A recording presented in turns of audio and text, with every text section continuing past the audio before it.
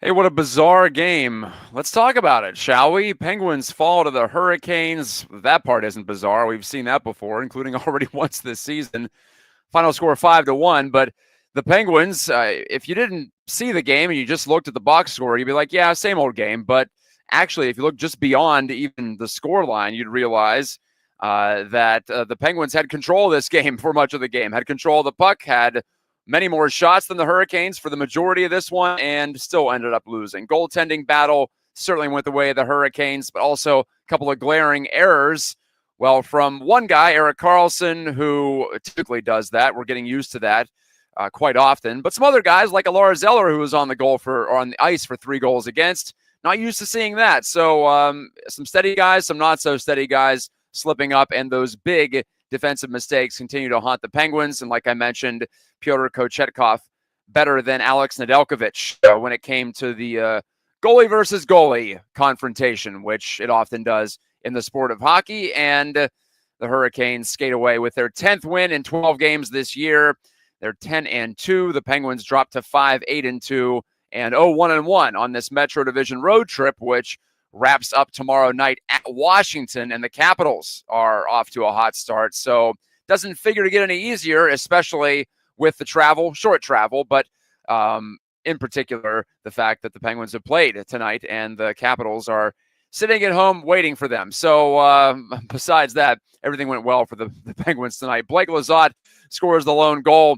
It was strange. The Hurricanes scored on their first shot. They scored on their third shot, and the Penguins trailed 3-0, despite having the lion's share of the shots and the scoring chances. And that's what usually happens to them against the Hurricanes. The Canes are known for doing that. They just did it to the Capitals, in fact, the other night. They pulled out a squeaker 6-4 with a couple of goals in the final minute, but they were the ones with 40-some-odd shots on target and all the possession. So the Canes were off their game, and the Penguins still couldn't beat them. I don't know what that says, if it's just a little bit of luck or the fact that the Canes level is at a point where they can actually take half the game off and still win. So as someone tweeted to me tonight, I remember when the Penguins used to do that, when they were good. Yeah, they've had a few games, a few seasons where they have been able to pull that off with regularity, and tells you that there's more high-end talent, perhaps. There's more resilience on the other side as well. And I know the Canes are going to say, I'm sure after this game, this was not their best, but here they are again on the winning end against the Penguins in the Pens' lone trip down to what's now called the Novo Center, no longer PNC Arena. That one caught me off guard, but hey, 6 of one, half dozen of the other. I can't even get my metaphors and my cliches right tonight. I'm still kind of rattled by what I saw this evening. Also, the Penguins' power play looked really good. Didn't get a goal, but Mike Sullivan sending a message there, benching Erik Karlsson and Chris Letang on the first unit. He sent Matt Grzelcyk out there as the lone D-man with Crosby, Malkin, and Raquel, as well as Michael Bunting. And Bunting continues to play well. So left was right, up was down, even though the result was still the same. This is interactive post-game sports talk here on the Pittsburgh Hockey Now YouTube channel, as well as the PHN Facebook page. So let me know what you thought about that one or the season at large. I hate to beat a dead horse here, but again, Karlsson just continues to look like he doesn't even care what he's doing out there defensively. Not quite as bad as the game at Vancouver when he made the world's most pathetically timed and ill-advised pinch against the former Penguin Daniel Sprong, which led to an easy 2-on-1 goal. Wasn't quite to that level, but still, Karlsson a step slow or a step hesitant, whatever you want to say.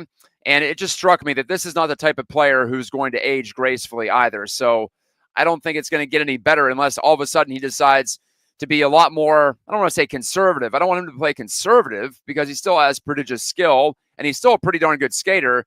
But I also feel like he's got to throttle it back about a couple of degrees here, because what he's doing is giving up an odd man rush every other shift. At least it's rather insane. And I just wonder how much longer the Penguins can tolerate this, if they even care, if their give a damn is also busted in some areas, or if they are not intending to win at all this season, which some have speculated. And I think I tend to agree on the team construction side of things that Kyle Dubas won't be too disappointed if the Pens are out of it midway through and they can sell off some more assets and try to build up for future seasons. But it's just a weird spot this team is in, and it makes it really difficult. I don't want to be one of those too cool for school guys or gals who are out there saying that, oh, they don't really care and that the Penguins aren't really trying to win this year. The players are still trying, and, well, for the most part, I think.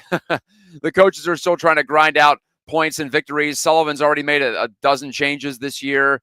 Some would argue even too many, but for instance, I have praised the Malkin Crosby Raquel line, and the fact they've kept that together I think is a good thing because it gives the Penguins at least one thing they can count on every night. But I'm going to continue to analyze this team seriously because I think they deserve that. I think it's still really early in the season to talk about future years, and also there really aren't that many prospects in this system anyway, so it does make for a repetitive nature to these post games and to the overall coverage, or it can lead to that. The challenge for all of us talking about the team and for you watching the team is to find new and interesting angles. At least for me tonight, it definitely felt different. It felt like a different kind of game against the Canes. The Canes found their legs later, and the numbers weren't quite as lopsided. The possession numbers in the end, especially at 5-on-5, the Canes made it a bit closer there with a pretty strong third period. In fact, 5-on-5 high danger opportunities per natural stat trick. The two teams were tied at 8, even though the Penguins had the majority of the overall scoring chances. And you factor in power play, the Penguins actually had, let me do the quick math, 7 of their 15 high danger chances as measured by natural stat trick, of course. It's subjective, but still it's out there. They had 7 of 15 of their chances were on the power play. So I like that look, and I've been all over Matt Grzelcyk this season, wondering what he does because he's not much of an offensive contributor, not much of a defensive contributor, it looks like, so far this season. But power play, he moved the puck quickly, and he kept it simple, and he let the forwards do the work there. Crosby, Malkin, Raquel, and Bunting, they actually used the bumper position. Bunting was often that when he was out there. And the power play I'm talking about that was really good was in the first period. The Penguins couldn't score on, obviously. They didn't get a goal until the third. I'm not even sure Pyotr Kochetkov was actually that sharp tonight, but he made the saves when he needed to. He was flopping around. Maybe that's just what he looks like. I don't get to watch him every night, obviously, like Canes fans do. So perhaps that's just his style, and when it's good, it looks spectacular, and when it's bad, he looks clueless. Could be one of those type of goalies. And, well, he let the Puljujarvi shot get behind him on the eventual Blake Lizotte goal. So that wasn't the best. And he had a few moments when the puck was rolling around in his crease. He couldn't find it. But the Canes did a nice job of cleaning up rebounds around him. And he didn't give up any big rebounds into the slot or anything like that. There were just a lot of loose pucks, a lot of pucks available in and around the blue paint. And the Penguins just couldn't find it. So there you go. Injuries. Brian Rust remains out. Kevin Hayes is out now, and also Cody Glass suffered an injury tonight. So looking for Rust to perhaps come back tomorrow night. He's been skating with the team and practicing morning skate as well, as we heard on the Sportsnet Pittsburgh broadcast this evening. So perhaps a good chance Rust gets back in the lineup. If he does, maybe the Penguins break up that top forward unit. If that's the case, I'd be kind of sad about that because, like I said, every time they go over the boards, I'm feeling pretty good about their chances to create something. However, I mentioned Lars Eller tonight. I mentioned, I didn't mention Drew O'Connor, but both he and Eller were out there for 3 goals against, and a couple of times they got caught maybe pressing for offense, even though they're guys who ideally should probably be focusing more on the defensive side. I'm not saying all on the defensive side, but they're not exactly players that you think should be cheating for offense, and they got caught. Once on a turnover in the neutral zone. Once they just got 3 forwards caught behind the Carolina goal line and couldn't get back to prevent what eventually became another Hurricanes rush goal. So, another weird part of tonight's game, the Canes scoring twice off the rush. Typically, this is an end zone team, to use a Mike Sullivanism. This is a team that spends time in the offensive zone and creates goals that way from relentless pressure in the zone, not necessarily in the counterattack and transition, but the Canes did hit the Penguins there because I guess every team hits the Penguins there these days, or at least it seems like it. Let's see. Check out the comments here. Sixburg notes they haven't won in Carolina since 2018, and usually they get bombed, and that wasn't the case tonight. Jim Stripsky asks, and I'll throw his comment up there, do they ever practice defensive zone coverage? I'm sure they do. I know they do, but it's not translating to the games. And for me, it's not so much about actually in the defensive zone. That's what the killer is. They're getting beat up the ice, and they're not sorting out the rush that well. But at the same time, when you continually give 3-on-2s up every other shift, that's not going to work in the NHL. These players are too good, and that's just not a formula. You got to have that third man back, whether it is the D screwing up or a forward not covering somebody. That's where I see the majority of the mistakes. Yes, what was it? The Roslovic goal. There were a couple of goals. Roslovic and was it Kotkaniemi? I can't recall. Let me look up the box score here. The third and the fourth goals for Carolina were coverage.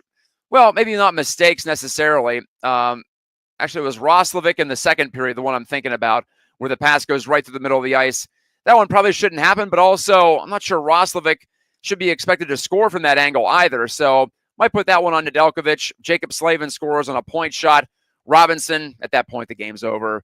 I don't even know if I would seriously analyze the third period after the score was already 4-0. But it's just it's a variety, They just continue to find ways to give up goals. And you figure it's got to stop at some point just by sheer luck, you would imagine. But it just hasn't. Another game where they give up 5 goals. How many times have they given up 4 or more this year? It's a lot. I'll have to go back and check, see if I can do that while I'm on the air here. But I know they had a long stretch where they gave up 4 or more. That was that losing streak, in fact. When they dropped 6 in a row, including the shootout loss, they gave up 4 goals or more in 5 out of those 6 games. Actually, it was 7 straight games they gave up 4 or more. But then a couple of wins against the Canadiens and the Ducks, allowing just 1 each in those. They give the Islanders 3 in regulation, and then the fourth one, not really a goal, but occurred in the shootout. And, of course, tonight, allowing 5. And now they're going into the Capitals' Lions' den, and the Capitals have been pouring the goals in. I believe I heard last night, I was watching their game, or part of their game against the Predators, and I heard they're 3rd in the league in goal scoring. And, of course, the Capitals are in a similar position, competitive arc-wise, to where the Penguins are with, well, I guess the Capitals just have the one aging star now, and that's Alex Ovechkin. They pretty much jettisoned the rest, or in the case of Nick Backstrom, injury forced him to retire. TJ Oshie's on the shelf with a long-term back thing. John Carlson's in his 30s, but I wouldn't put him in the Letang, Crosby, Malkin category just quite yet. And they have rebuilt on the fly here and made the playoffs last year kind of fluky. They gave up a lot more goals than they scored last year, but off to a fantastic and surprising start. So got to give the Capitals credit there. And their general manager, Brian McClellan, they have found a way. And it's been a lot of internal stuff, but also taking a chance on a Pierre-Luc Dubois. We'll see if that pans out. He has worn out his welcome quite quickly at some other stops in the NHL. But if you win, I suppose that does provide a great deodorant if you have a guy who has an odious attitude, I guess you would say.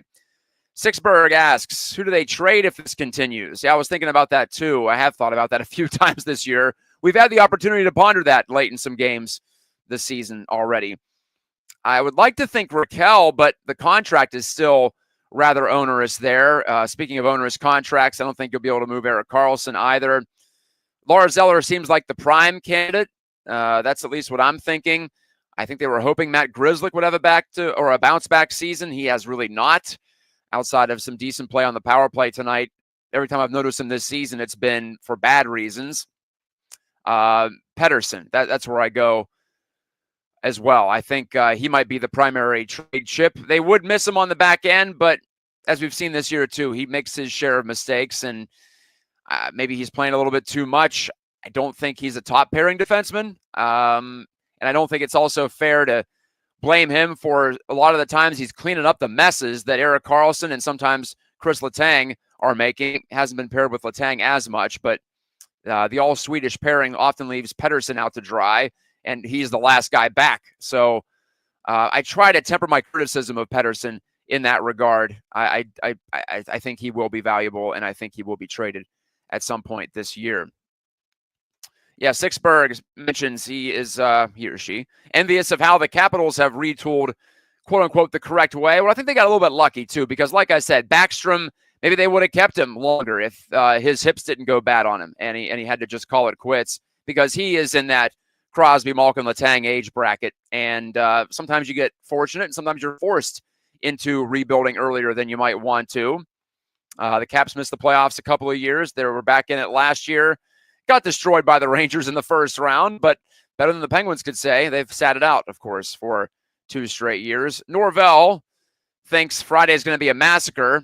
Hey, look, I thought tonight was going to be your typical Pens-Canes game, and the Penguins actually put forth a pretty good effort and a pretty good performance, and they still lose by 4. So hockey can be weird at times is what I'm saying, but I certainly would have bet on a loss tonight in Carolina and then a competitive game in Washington. But I don't want to call it a schedule loss. That's more of an NBA thing, but it happens in the NHL too. I say it happens more in the NBA because in the NBA you can easily get outplayed and lose by a bundle. And that's usually, if you get outplayed, you do lose by a lot, because it's just that type of game where luck isn't as much of a part of the game, I guess I would say. And bad teams or teams playing badly can't hang in games as much as they do in a sport like hockey. So, but in this case, it'll probably be the rookie Joel Blomqvist in net. I kind of thought we'd see him tonight because Ned had played, I believe it was 3 in a row.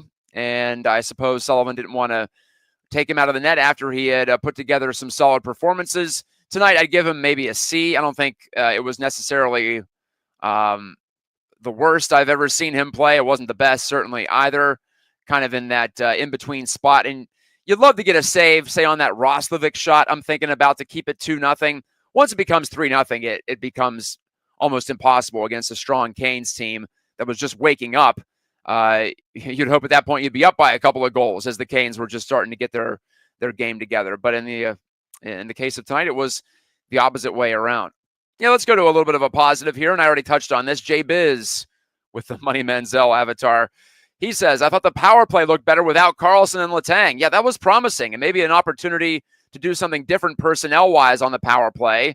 Mike Sullivan's showing a little more chutzpah this year, and it is nice to see him taking some ice time away, including from top guys like Carlson and Letang. I guess last year he split the power play up, but this was more of, well, they just left that Grzelcyk and Bunting duo out there for almost the entire power play in the first period. They were not quick to change, even after a couple of Hurricanes clears. So I like that. And I do get the sense there's more urgency from the coaching staff this year. Carlson -3 tonight. Pretty sure he's a -7 or 8.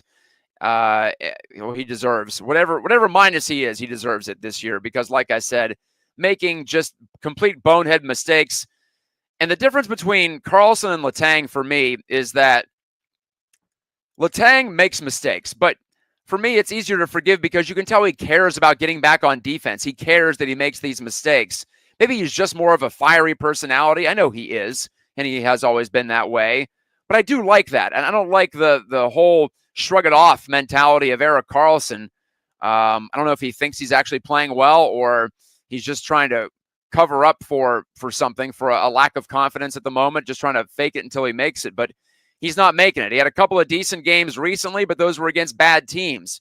Against a team like the Canes with a good amount of speed and tenacity, even when they're not playing their best, then suddenly he looks outclassed. He looks like he's a riverboat gambler going all in on a pair of deuces. It's madness what he's doing out there at times. And you take him off the power play, that's one thing. He does eat a lot of minutes, though. You bench him or you limit his minutes, then you're giving a lot more to, say, Ryan Graves or Ryan Shea. And for me, that's not any better either. Sixberg asks, is Sully's seat hot at all? I didn't think so coming into this season, but the continued disorganization, particularly at the defensive end, continues to pile up. And for me, that makes a difference. The look of a team matters to me. And the Penguins could be outclassed like they were back before the lockout, 2002-03, 2003-04. To a lesser extent, they had expectations in 05-06, but they were bad that year too. And of course, there was a coaching change made in 05-06. But I wasn't blaming Eddie Olczyk in 2003-04 for the Penguins' ills, because that was a glorified AHL team back then. This team still has some pieces, and like I mentioned the other night on the post-game show, they've got enough depth forwards to fill like 4 third lines. Maybe not now with some injuries starting to accumulate, but when they're healthy, they do have a lot of options. It's just not a lot of guys who can make a big difference for you on a consistent night in, night out basis. Raquel has taken a step back into that type of position, but I think it's mostly because he's playing with 2 fantastic forwards. Well, they've played fantastic for the most part together. I'll put it that way. Crosby had a rough start. And, Malkin has been a step down from the Sid level the last 2 years, but he's still a really good player. So when you put a good player like Raquel with really good players, everyone raises their level. So I think that's maybe part of the explanation for why Raquel has been good. But to my point, there is talent on this team, and it shouldn't be looking this bad at times, for lack of a better term. Just the defensive coverage, the lack of attention to detail, that all is stuff that a coach you would think would be able to fix, or at least impress upon his players to fix. And I know I said on the last show that I still put a lot of it on the Penguins players. I think in this age of sports analysis, we're so tentative to just blame the players. And I think it's an overcorrection. Back in the day, we would talk about players choking all the time. I remember that when I was a kid growing up. That was always the talk. Who's choking? Everyone's choking. It just felt like that was always the explanation for something bad happening, or players took a lot more heat back then. Now it's more on coaches and to a large extent, general managers too. And I understand that sentiment, but we do need to spread it around. And the guys who are actually on the ice or on the playing surface, in the case of any sport, are ones who deserve some of the accountability and some of the responsibility too. But as we all know, the cliche is true. You can't fire all the players, and you can fire the coach. So I believe we're creeping there. I think the seat's at least warming up. I don't think it's hot, but I think it's warming up. And I think Sullivan is actually sensing that because, like I said, he's making some moves, not being nearly as patient as he has in his first 9 seasons in charge of the Penguins. Stripsky asks about Wilkes-Barre Scranton players. Just not sure who's really down there that could actually do something productive. Maybe McGroarty, you give him another look at some point.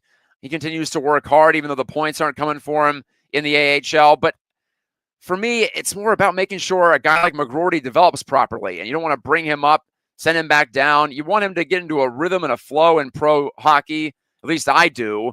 And say he would give a spark to this Penguins roster for a couple of games. Well, great. But is that really going to do anything in the long-term arc of this franchise? I'm just not sure it's worth it. And I don't want to sacrifice some development time just because the Pens need a spark on their 3rd or 4th line. So I would say just short answer, no. I think it's on this roster of players under NHL contracts to make something happen. It's good to see Blake Lizotte contributing. Doesn't have to score goals necessarily, although once in a while would be good. And he's gotten a couple in his first 4 games in a Penguin sweater. And like I said, Rust perhaps getting ready to return. That'll add some juice to the lineup as well. Willie fills us in on the Cody Glass injury. He says he took a shoulder to the jaw in the first. I didn't see that one. I didn't catch that replay. So if that's the case, that might be a head injury type of situation. And don't want to speculate, but could be a concussion, could be something like that. Glass has been fine. I feel like he's gotten a lot of compliments from people, but he doesn't really stand out as much to me. I think he's all right. I think he's an NHL player. It's just the Pens have a lot of them, and I don't think they'd miss him terribly. Not to be callous after a guy gets hurt, but I don't think it's that big of a deal, especially if Rust does come back. And I do get the reminder from Sixburg that Tristan Jarry is down at Wilkes-Barre Scranton. That's right. There is an NHL player, supposedly, allegedly, in Wilkes-Barre. He's going to be coming back soon, and I don't figure the Penguins to carry 3 goalies for long at all. So this might be the last time we see Yoel Blomqvist in a Penguins jersey for a while, because Jarry's going to get some starts at the NHL level again, like it or not. They're not just going to keep him. Well, they can't keep him per the CBA on this conditioning stint for very much longer. It's only 2 weeks in duration at the maximum. So Jarry's going to be back. Last I saw, he was undefeated in Wilkes-Barre Scranton. He gave up a bad goal from a weird angle on, it was a night last week. Maybe last Halloween, actually, now that I think about it. But he's been putting up decent results. I couldn't tell you how he looks because I'm not down there. I'm not watching these games, obviously. You have to pay to watch those games, actually, online. So I'm not doing that right now. I'm paying attention to the NHL Penguins. I can only see just the very surface level results, but Jari's going to get back in at some point. It'll be Jari and Nedeljkovic as a duo once again. Also, a comment from Sixburg saying that Michael Bunting seems to have a fire lit under him. He has rediscovered his game. I'll give him that. And the Pens need him. There's maybe a trade candidate as well if he can really pick it up. I think he's still someone that a playoff contender would want if they want a little more jam, as they say, a little more sandpaper, whatever the cliche might be. I think he personifies that when he's playing his game. And as we saw tonight on the power play, he can move the puck all right. He's not stone-handed or anything like that. He scored a nice goal the other night against the Islanders as well. So he's just the type of guy who has to play at maximum effort or close to it to be effective. He can't cruise his way through his time in the NHL, and I think that brief benching and in a lot of cases, a lot of games, the most action he was getting was serving bench minors in the penalty box. I think that little stint there sent the message, and I was happy to see him get rewarded with some power play time tonight. And I'm told that Jari is 4-0 down at Wilkes-Barre Scranton. Not sure the quality of the team down there in Wilkes-Barre, but hey, better than being 0-4, right? And good for his confidence, at least, to be on the winning side of some things. Pens fall 5-1 tonight. It's been great to talk to you coming toward the end of our show here, looking at some out-of-town scores. And we've gone over the standings a couple of times this year. The Penguins are second from the bottom in the Metro after tonight's loss, or they remain there at 12 points. They are still, well, pending the Lightning's result tonight, but they're still just 2 points out of the playoffs. Isn't that crazy to think about? The Islanders and the Lightning holding down that last wild card spot. Feels weird to say that in November, but here we are. The Pens have fallen to a position where we are thinking about the borderline and that sort of thing.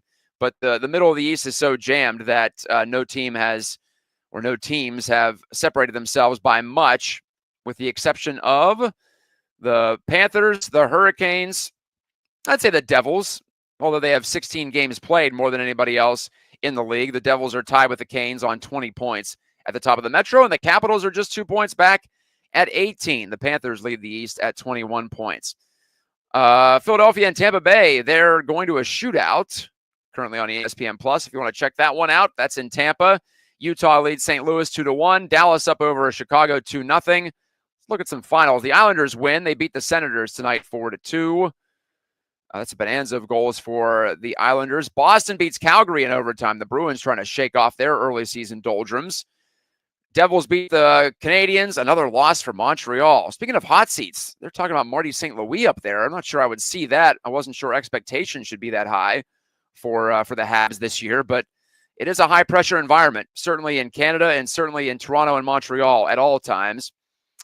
Florida beat Nashville 6-2, another loss for the Predators. What are they at right now? They are 4-9-1 for 9 points. The Preds, they had expectations coming in. They're 3 points behind the Penguins as of the moment. They are actually tied with the Flyers for dead last, and the Flyers will get a point tonight, so the Predators will be in dead last in the NHL tonight after they get blown off the ice by the defending Stanley Cup champions. And perhaps the most shocking result of the evening, Buffalo chases Igor Shesterkin. They score 5 goals on him on, I think it was 15 shots, something like that. And they end up blowing out the Rangers 6-1. The Sabres making a little move maybe. They're still 6-7-1 and 13 points. But they do show off a little bit. They still can score. That's what was concerning last year for Buffalo, I at least thought they should be an offensive squad like we saw 2 years ago. Maybe they got a little bit lucky that year. Tage Thompson, the year of a lifetime. But they still have the ability to put the puck in the net. It's the other side of things that has given them the issue over the last 10 to 15 years. What are they on, a 12 or 13 season streak without making the playoffs? That's an NHL record, and one that I think I would still wager would continue on this year. But that's it as far as games that have been completed. Vancouver and LA, Minnesota and San Jose later on tonight. That's it for me. We're going to call it an evening here as we reach the half-hour mark. Thank you for joining me. Some great comments tonight. I was curious who was watching this evening. We've got more viewers than election night. That really took some of the steam out of the buzz around the Pens game at the Islanders and really everything that was going on in North America and around the world on Tuesday. Going to get back to some normalcy here on a Thursday. No post-game show tomorrow. I've got a high school football game to call, so Fridays are typically difficult for me. But again, you can go to PittsburghHockeyNow.com, tap into Dan Gursky's live coverage from Lenovo Center. Might have a post-game video for you in addition to his usual locker room stuff. And then tomorrow night, Dan will be in Washington to wrap up that Metro Division road trip. And like Norvell Holmes said earlier, yes, I agree. They'll win on Friday just because. That would be pretty typical, right? Tonight was an ironic night. Alanis Morissette would have been proud. The Penguins outplay the Canes, at least for 2 periods, rather drastically, and they still lose anyway, 5-1. They have not won. As we were reminded earlier from a commenter, the commenter of the night is Sixberg. He's got the number. Since 2018, the Penguins are winless and actually not even, they don't even have an overtime point, I believe, in that stretch. Although I should check that against the Hurricanes. We know the Canes have had their number to the max. It's been rather remarkable. Tonight, the Pens outclass them, and the result stays the same. So, good night, everybody. Thank you for joining me. The march continues on. Hey, we're gonna keep with it here. We're gonna stick with this squad because that's what we do, right? And it's still one of the more interesting teams in all of professional sports. And I think we're all fortunate to be followers of this franchise. We picked well. We'll put it that way. There's always something going on with the Pens. Tonight, though, Crosby, Malkin, Carlson, Raquel, Letang, all the big guys held off the board. Tough night for Nedeljkovic, and they will move on to finish up the road trip. I'll talk to you next week. We've got a Monday game coming up for the Penguins. So look for a post-game show next Monday evening right here on YouTube and Facebook. Until then, God bless and have a great weekend. I'll talk to you next time.